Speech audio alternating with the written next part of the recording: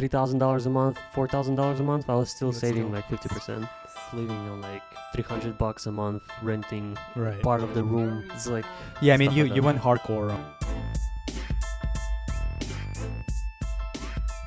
hey everybody, DNA Money Podcast. Today we want to talk about conscious spending. So that's a topic about personal finance, and then I think we'll touch on mortgage rates a little bit, and we'll also talk about the dollar as a currency and how it's performing well and why it is good and why it is bad at the same time. Yeah. So why is it important to consciously know what you're spending on and what do you want to?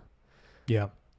I think it's a good question because obviously for I think 95% of people, what happens, and especially young adults, is you take a look at the monthly statement from your credit card and you go, oh shoot, I spent a lot this month, and and usually you regret it, right? And you get really upset, and you don't really know if you've were able to put some money away at all or not, how much you've saved, or you just know how much you spent.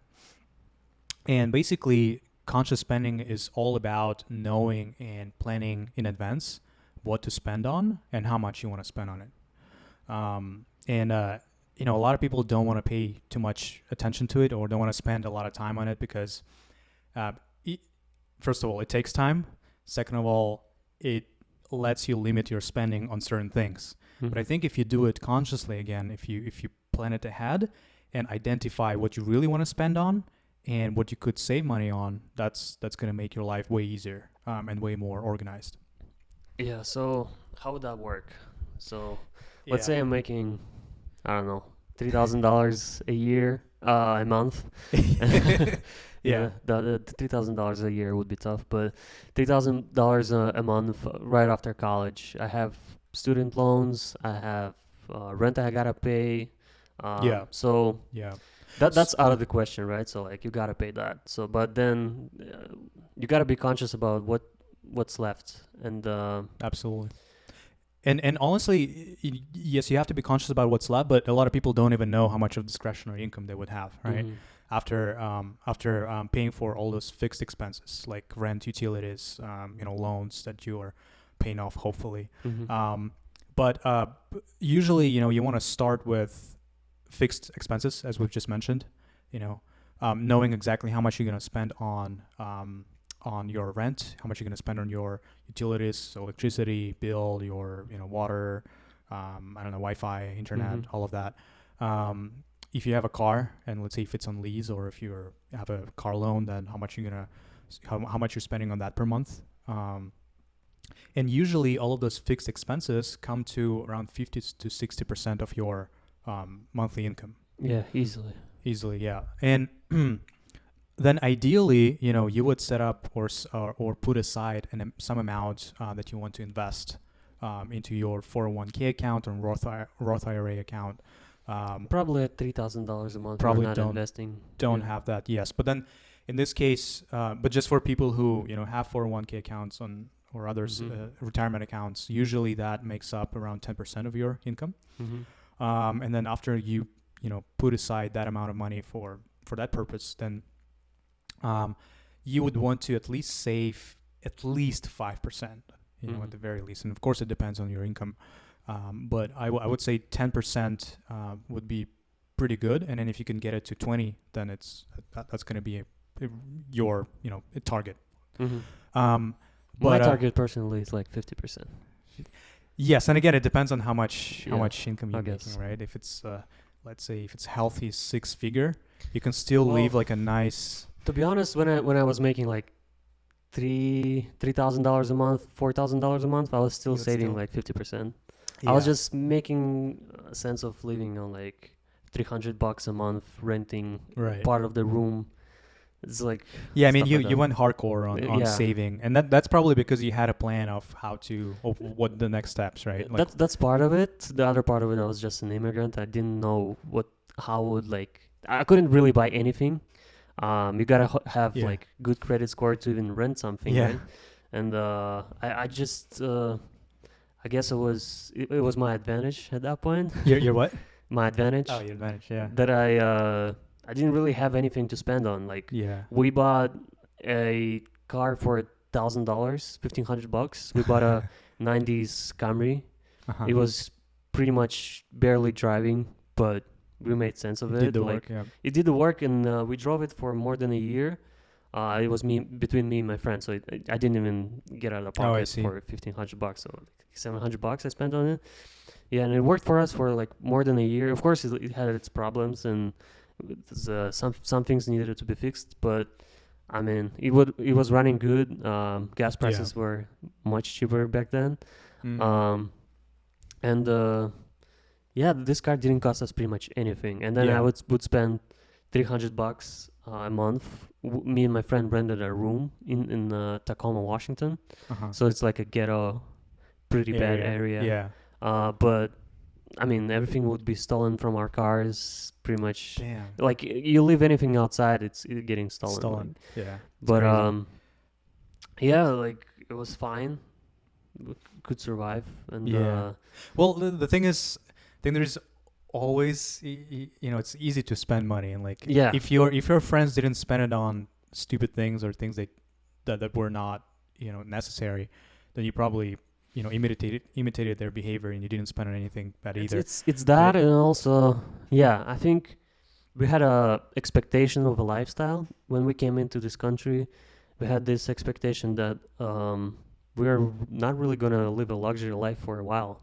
Right. And I can imagine if you grow up here and you're used to driving nice cars, you used to living in a big house, you used to going out with your friends on your parents' money, like Lucy, that's your classmate, got a new BMW, and like Johnny got a nice flat, and his parents bought him, and right. You want to kind of keep up with that and keep up with friends. We didn't have that. We didn't have any American friends. We didn't have really like riches around us. We didn't expect that from our lives, and so we were fine with living like this kind of lifestyle. So. But it's also because you knew that it's going to be temporary, right? Yeah, it's going to be not always like that. You just need to kind of we had a plan. We had a plan, I'd say, but So no, I think if listeners are in the situation where they know that the income that they're getting now is temporary,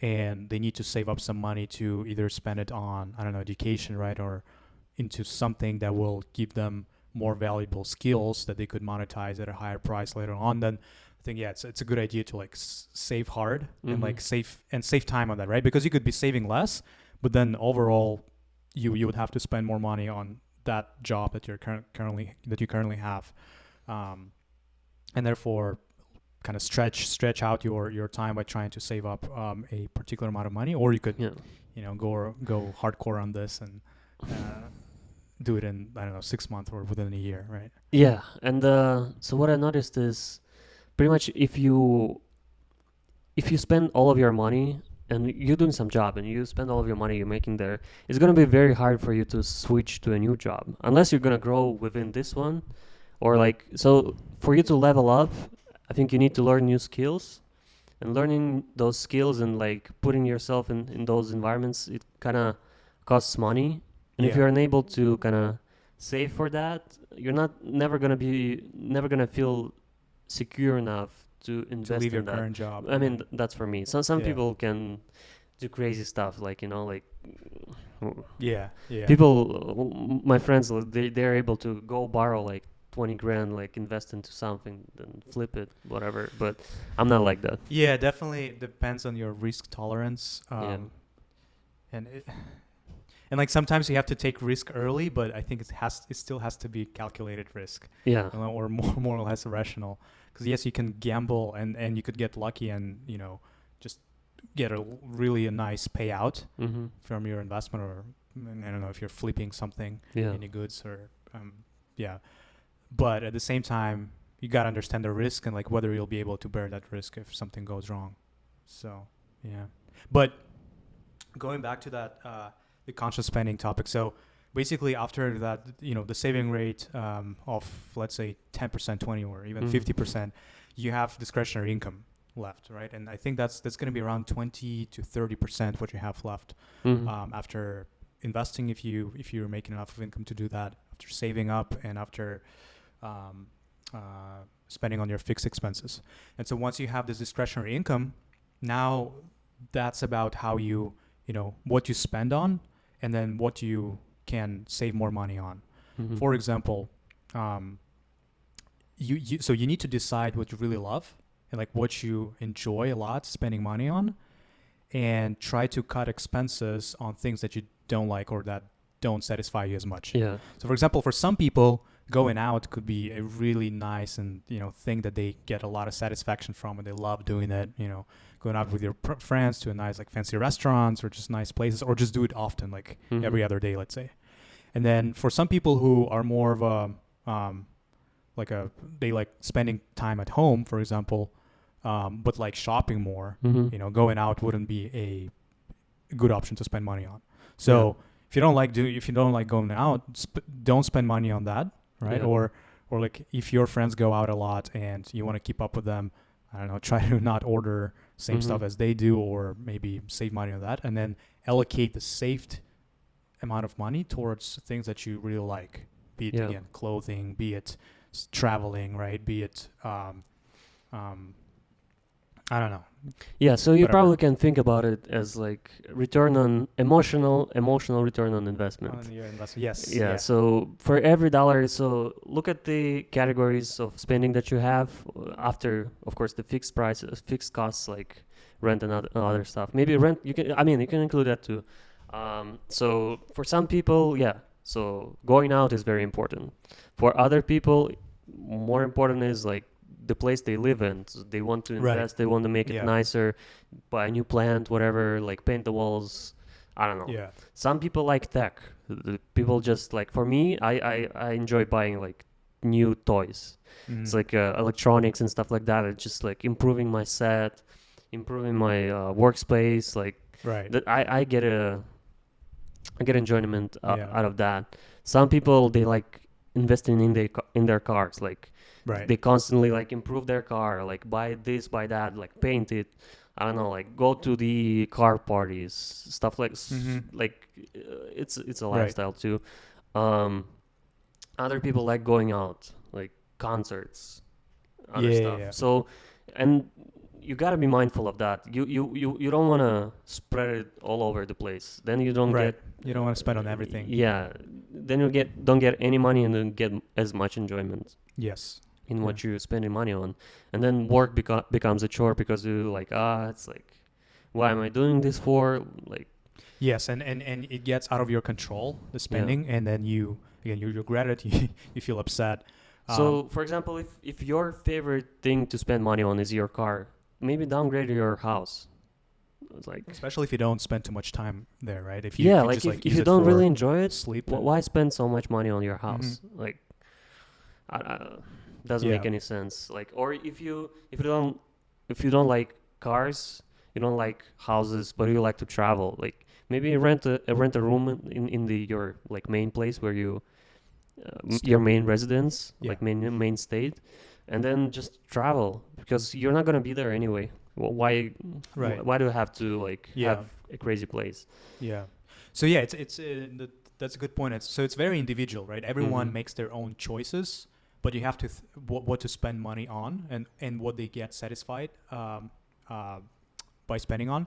So definitely make that choice and select the things that you like and that you get a lot of, as you said, emotional return on, because this is gonna put you in a mental state where you're satisfied with your life, and at the same time you have money saved up, right? Yeah.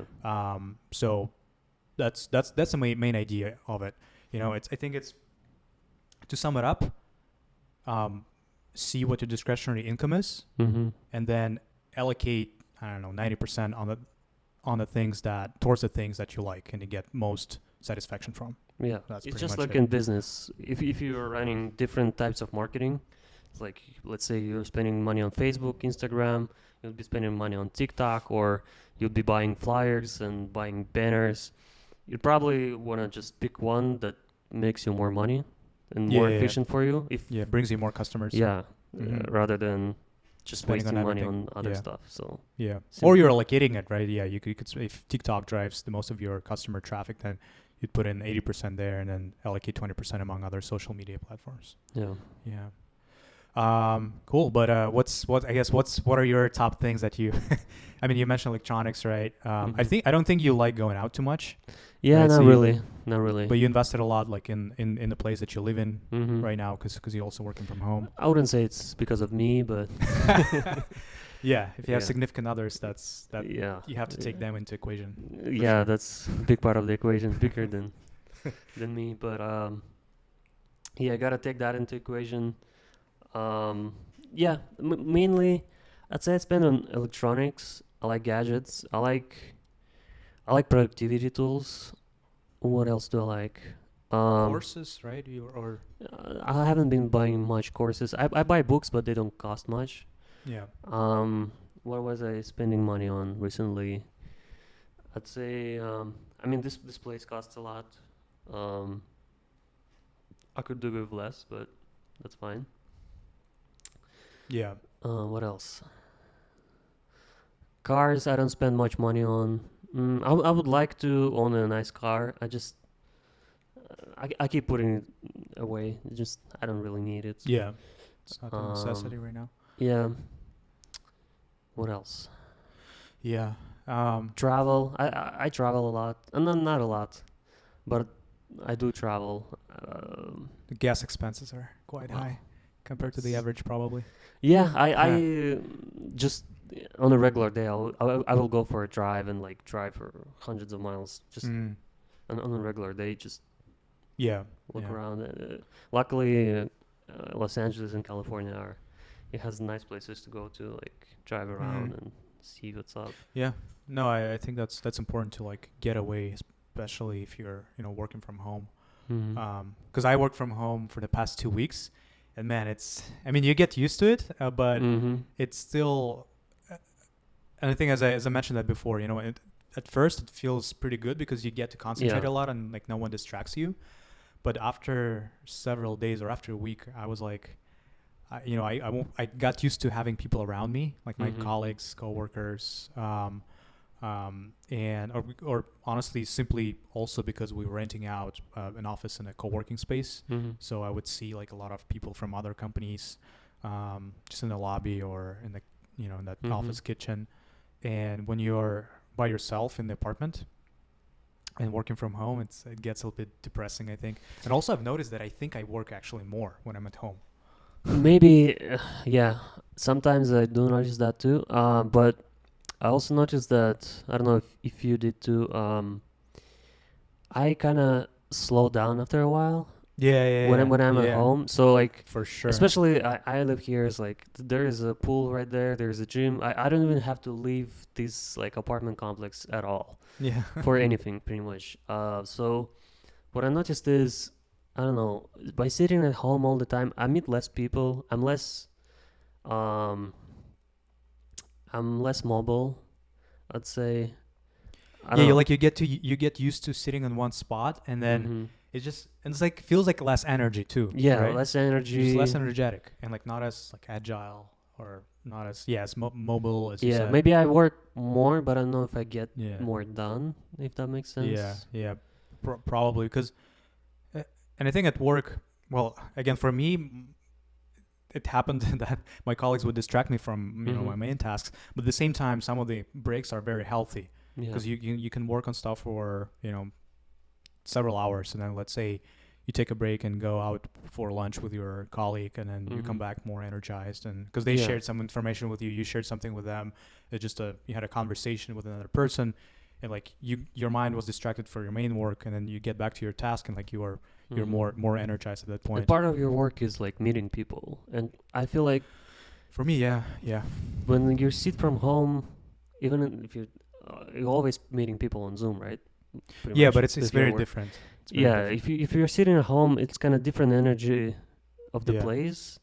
Doesn't feel, I don't know, it feels different. Even like regular conversations, like over Zoom. Yeah. They also they feel lack different. they lack some emotional like human factor, even though they are human. But yeah, you don't get that connection as you would have if you But had an I'm in-person even chat. saying like not that it's in person, but let's say you would join a Zoom from your home or you join your Zoom from an office.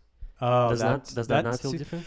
no, that affects me as well. I would say in office I'm probably more. Damn, it's an interesting Mm-hmm. question. Actually, I would say towards the beginning of the week, after weekend, I'm more energized, just because I rested in the weekend, Mm-hmm. and I would be more efficient on Zooms probably. But in the office, I think on average I would be more involved and like more, um, have more interaction Mm-hmm.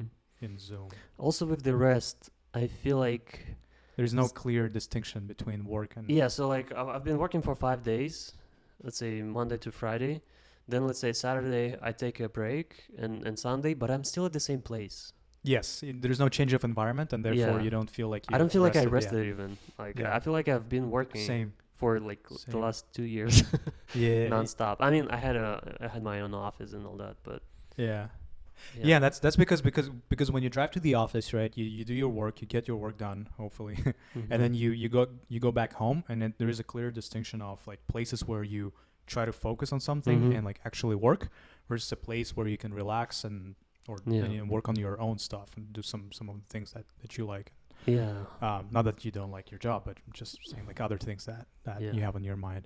Um, so yes, I can definitely feel it. And for example, yesterday or on Friday, I had a work day, and then during the Friday, and then in the evening of Friday, my wife and I went out for a dinner, Mm-hmm. and then I was getting back home. But usually on Fridays when I get back home at night, I'm like, okay, that's cool. We're getting back from home because I worked in the office this whole week, and it's just Mm-hmm. a nice feeling. But this time I didn't have that feeling because I was at home for the whole week. Yeah. So it's yeah, It is trippy. I'm starting to think again. Maybe I need an office. an office again. Mm. Yeah. It just takes too much of those intangible things from you working from home. Yeah. Like when working from office wouldn't. And I would love to like I wouldn't rent an office by myself anymore. That Mm. doesn't work either because I don't know, it You're still feels kind of the same. You're still alone there, or like by yourself. Yeah. By yourself there, you don't really talk to anybody there.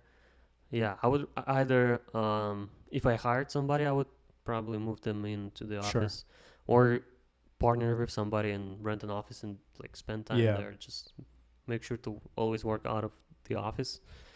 If that makes sense. Yeah. Yeah. Honestly, I found the best model for me. I think hybrid makes a lot of sense, Mm-hmm. and I usually I don't do that, but when it happened to me that I had to work a couple of days from home and then the rest out of the office, that's what I found myself like being most productive. Because again, change of environment, right? And you get to focus on some task when you're working from home, and then you need Mm-hmm. a company or something. You can get to the office, see your colleagues, reconnect with them, get updated on important stuff, and still work there. So that's Yeah, I don't even know if hybrid kind of works. I think why. For the same reasons, you don't really want to work from home. I I feel no like honestly. recently. So I'm sure what's gonna happen once you get back to the office. You'll be Yeah. like you're gonna get tired Yeah. of the office, and on Friday and Mm-hmm. Monday you would want to work from From home. home, yeah. Yeah, because like if Friday's still like slower than the other days, and let's say you get done at like I don't know 4 or Mm-hmm. maybe even earlier, right? Some companies have. By the way, do you have any like short Friday day at your company? Because I know big tech companies they even do like Friday days during the summer. A friend of mine, his workday lasts until 1 p.m. on Fridays, and then he's free. Well, no, not really. We don't have that. Not in the current economic environment. No, it's just I don't know. You're working from home, right? So True. Yeah. you- Well, he works pretty from much home as you, well, though. yeah, but you really get to choose your own hours anyway.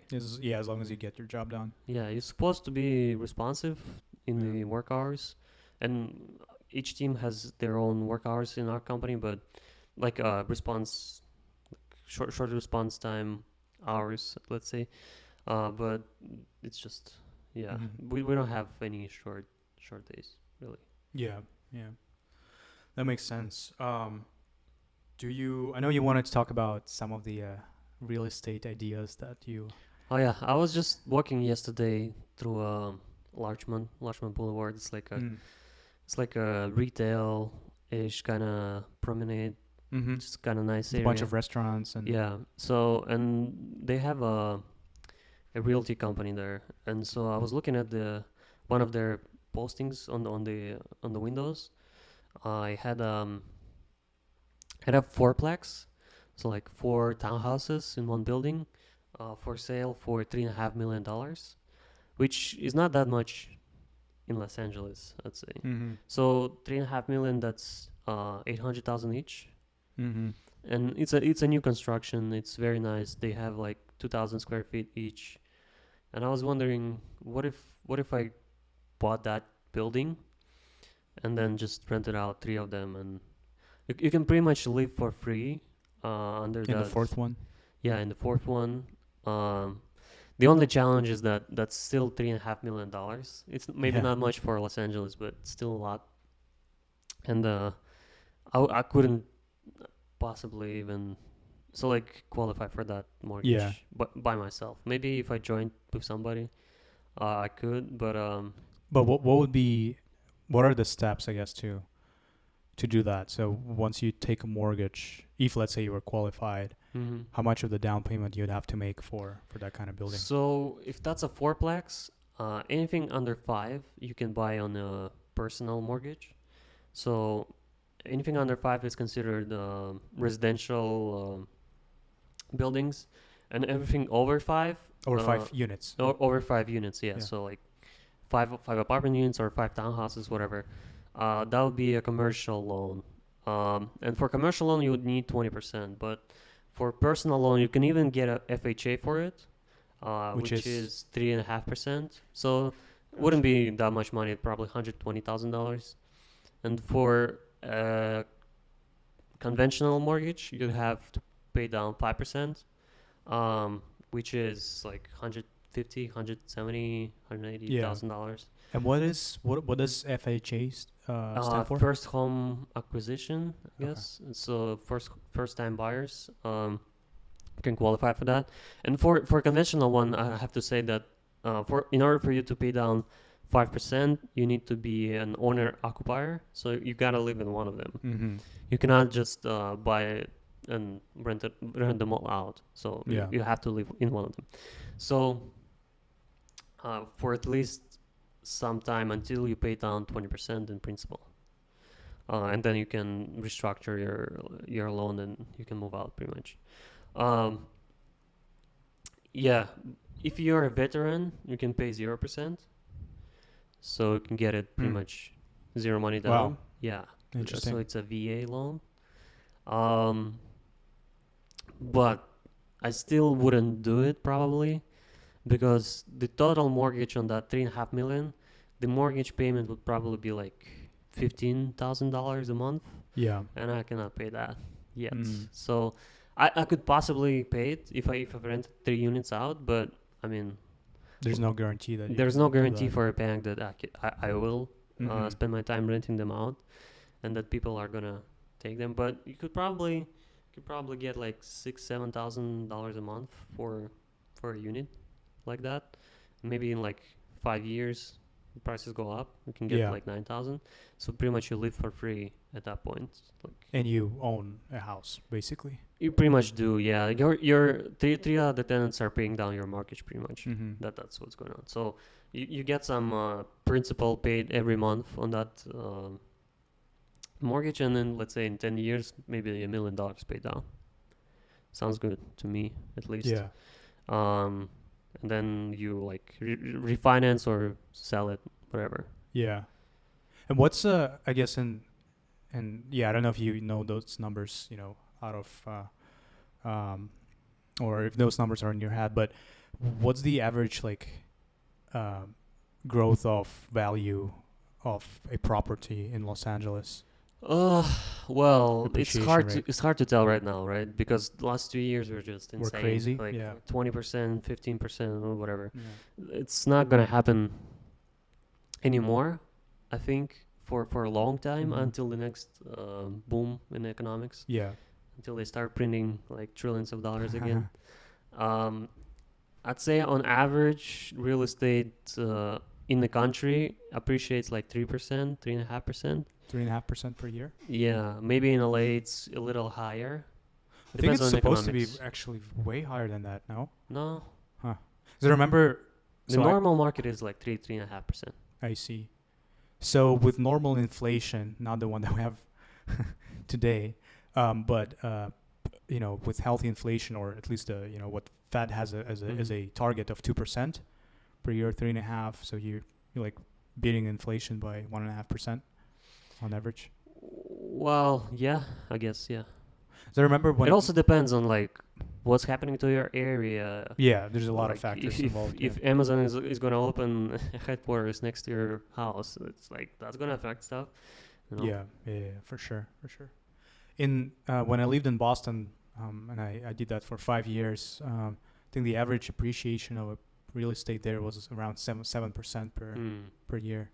Yeah, it also, as I said, it depends on the area. So like maybe downtown areas are gonna appreciate more because it depends how the city grows. So like it's all about supply and demand, right? So if the city is very flat and you can build pretty much everywhere anything, so the demand is gonna be high, or the supply is gonna be high in that city. So like they can build anything anywhere anytime. Maybe it's easy to get permits. In other cities like San Francisco, it's impossible to build anything anywhere. First of all, because it's like a bay, and it's surrounded by like mountain range and stuff like that. Water. Yeah, water, mountains. Earthquakes are happening. Yeah, I mean that's, but the most important part, it's impossible to get any permits there. So the supply is never gonna come up. But the demand is growing, like all of those companies going public, all of those new startups, venture investments, like people are making a lot of money, like they gotta spend it somehow. And so the prices are going to go higher, like faster there. Yeah, and I guess the same thing or a very similar thing happens here in Los Angeles, right? Where the demand is so high and the supply doesn't satisfy. Yeah, it's hard to get any permits in Los Angeles. Because it's still California. It's not as bad as San Francisco, but it's pretty bad. Got it. We have a lot of space here, but it's pretty much all filled up. Yeah. Yeah, and LA is very... LA has interesting laws where in order for you to build a multifamily housing in Los Angeles, you got to provide for each apartment, for each unit, you got to provide a parking space. Oh, and that makes it hard. So, like, you cannot. And other than that, they have like a lot of crazy like requirements. So, like, I think you gotta have some front yard or not front yard or so like some other requirements that make it common areas. So you gotta have for each unit, you gotta have a certain amount of space dedicated to common areas. So like inside the building or like outside park, whatever. So that makes it only possible for developers to build like luxury housing. But they are not going to approve luxury housing because they are against it. They're like, oh, we need housing for minorities and for poor people. So that kind of creates a catch-22. The definition of luxury housing, though, is very vague here, I think, because whenever I go, even areas that are let's say not as are poor, you can see these buildings that are looking okay, and then there's like a huge banner, right, that says like luxury building or luxury housing available. And I'm like, why is it luxury? And I always wondered what the definition of luxury is for in LA, right? Because I think that's like regulators probably the ones who even have that, or how well they probably have some concept of luxury, but they're probably looking at the average rent value in the area. If you're above that, you're luxury. But for developers, then like, how do they define they housing? have certain number in mind what it's going to rent for, right? So no, but I guess in terms of even the setting within the buildings, right? Is it that their housing is, well, I doubt that I don't think it's connected to square footage of the units. But as you say, maybe there's like bigger common areas, or maybe they have better equipment, right? Or I think they just go off the price, and just on then the price. but people presume that it's what you said. So like pools and fitness centers and all that nice stuff, parks and dog parks and all that good stuff you can get in luxury apartment complex. But I think they're just going off the price alone.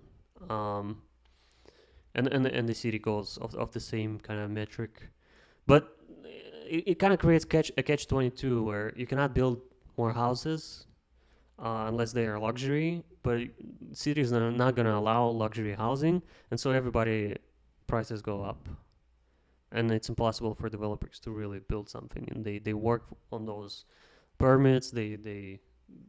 And why city wouldn't approve luxury housing again? Because they want because they want for like affordable housing for affordable people, housing, yeah. for minorities and others. Okay, interesting. Yeah.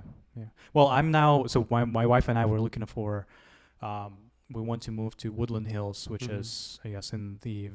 Is it considered the valley? Yeah, the valley. Yeah, in the valley, which is, for those listeners who are not familiar with the area, this is, I guess, it goes beyond or after the mountains, right? As you go through the mountains, which would, I don't know what they're called, right? But where you have Beverly Hills, or I don't know, Hollywood Hills. If you go, I think they're called Santa Monica Mountains. Santa Monica Mountains. Yeah, okay. I think so. So if you drive through them and go to the other side of the mountains, that's where the valley is. And while the ride without traffic would probably take around like 25 minutes, 30 minutes, right? Maybe even To where? to the valley. From here? Yeah. From Hollywood? Yeah, probably. Like 20, 30 minutes. Yeah, from Hollywood. 15, 20 minutes maybe. Yeah, even that. But with traffic a bit longer. Maybe At the same time, a bit longer. At the same time, the prices there are, I would say 20. Well, depends on the place, but they're like 20 to 30% cheaper than here in LA. Yeah. And the area is way nicer in terms of safety, I would say, and the how clean it is. It's not that there's like way more things to do than here in LA, but we're looking for an apartment now, and for example, first of all, they have way newer, buildings, from let's say 2005 or 2008, which is still considered to be new, to the one we looked at was like from 2015, and a lot of them are renovated, and they're way more spacious than here. Yeah. Right, so we were looking for 1-bedroom apartment, and honestly, the square footage varies from 625 square feet per 1-bedroom to all the way to like 960, which is crazy.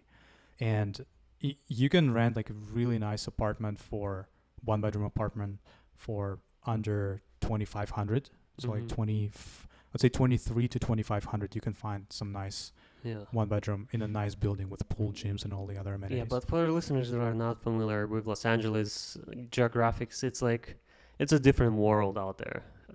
It's a lot more flat. Yeah. It's a different climate altogether. So like in Los Angeles, it's insane how hotter it is. Yeah, there. it's in Los Angeles kind of bay. It's not a bay, but whatever. This area is called Los Angeles Greater Area. Yeah, it's gonna be like 75 degrees on average in summer. Up there, it's like 110 on average in summer. So it's like it's a different world. It's some people call it a frying pan. So the way it's structured, it's like it's surrounded by the mountains, and so no really fresh air comes in from the sea, or even like from the desert. No air gusts really there, and so it's just getting heated up constantly, like whole summer, and it gets pretty wild out there. Yeah, I know, I agree. I mean, and what's funny, as you drive there from Hollywood, right? You're on highway. You can see how the temperature increases. Oh yeah. Like again, from like 75 to 100 or even 110, and it's funny to see the gradual increase, and it gets hotter in the car. So like put the AC on a higher mode. But but what's cool is that Malibu is, let's say, is only like 20 to 30 minutes away, and there there it is colder usually than like in LA, right? Because it's right by the water. Yeah. So if in LA it's like 75 degrees, there it'd probably be like 65. Mm-hmm.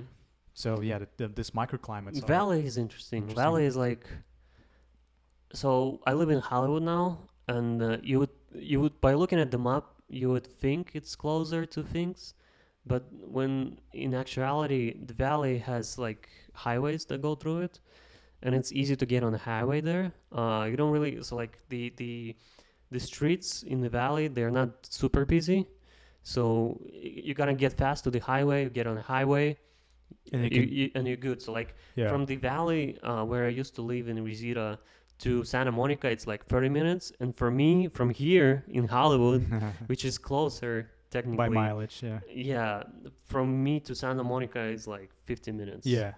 Because of traffic and traffic lights. No highways really close to me. It's like because I live pretty close. What's the highway that goes to Santa Monica? Is it is it 405 or I-10? It goes from downtown to Santa Monica. From downtown to Santa Monica? That's not 405. That's something else. Damn, I'm really bad at this. But it's not 101. No. 101 goes to the valley. But anyways, if so, I live, I guess, definitely closer than you to that highway because it's at right the bottom of the LA. So from there, it takes me definitely less than 50 minutes to get to Santa Monica. So but you live that I tried to make. But you live further from me, from like geographically you live further from me from Santa Monica. So it's all LA is not straightforward. It's not that easy to get around. Definitely. But true, let's see. We also wanted to talk about the economy a little bit and what's going on. So what's going on is the inflation rate got higher, meaning that the rate hikes that we've had before earlier in May and June are not working as expected. I don't think they're supposed to work yet. So like that's another thing, right? Like how quickly should the not the consequences, but how quickly should they take effect? I mean, but Fed obviously like understands, right? Well, actually they don't. I mean, that's what. That's the reason we are in this place. Because even Jerome Powell, he said that like a month ago. Was it a month ago when he was like, "Oh, we have yet to understand exactly how inflation works, or like how it." That's his job though. But okay. And that's crazy how. It's I think it's impossible, really, really hard to tell whether, your policies, and I'm not qualified to talk about it, but I think it's really hard to understand, again, what your monetary policy is going to, what effect it will have on the economy, because a lot of other variables are involved here, right? Like with geopolitics and what's going on with other countries and how that affects the U.S. and just the relationship between countries overall. And then we have human psychology that's involved. Right. But he has that job for a reason, right? So like that's the highest position. I mean, I understand that me and you are not, we're not gonna affect anything on that scale. But it's his job. It's his own like governmental, not really governmental, but structure under him that's like he manages in order for him and the board of directors to understand how things affect things. That's like they're probably spending tens or hundreds of millions of dollars, billions maybe even, like running this Federal Reserve, and this whole purpose of that body is to understand how things are going to affect things, what risks are in the world, how other bodies like I don't know, European banks and Chinese banks and Russian banks and like other Asian banks interact with each other and stuff like that. So and what kind of effect they have. And they are just like, we have no idea. Like, and that's not really how it's supposed to be. Yeah. But yeah, it is. Well, yeah, of course. It is the way it is. And I also think that, your policies may be correct, but it's like you have to have a balance here, right? You can't overshoot and you can't undershoot. I think that's all he's doing right now, overshooting. So he Overshooting overshoot with the quantitative easing, yeah, and now now he might be overshooting with quantitative tightening. Yeah. And what we're saying in simple words is he printed too much money. Now he's getting too much money before, during the COVID, and now he's getting too much money out of the system. Yeah. Yeah. But the economy is still doing good, I think. Like they're saying there is a recession, of course. But some companies, like I think Walmart was saying that their retail numbers are as high as ever. I remember when we started out this podcast back in May, right? Mid-May, I think. Like I remember that retail sector was the leading indicator for the upcoming recession and just interest hike rates and all of that, because it shows how consumers spend money. And I remember Target had really bad numbers because first the cost went up because of the supply chain issues, and then they had a very high inventory, and then Walmart also didn't have great results because the consumer spending went down and their margins went down as well. Again, because the cost of goods went up. Now, but I haven't been following that retail sector. Yeah, I think they're reporting good numbers though. So, and it is important because consumer spending makes up around 70% of the U.S. economy, which is insane. Well, isn't that how it's supposed to be? Well, yeah, but if we're comparing to other countries, I think that's the biggest. Yeah, but the CPI number came out 9.1%. Yeah, last week, and it's 9.1%. That's kind of in the territory which I was used to when I was living in Russia. Yeah, it's like in Russia, it's always was like 8, 9, 12%. I think the target there was 5%. 6 or something, yeah. 5 or 6. And it was, I kind of got, everybody was used to that. Right. And the salaries didn't really go up there either.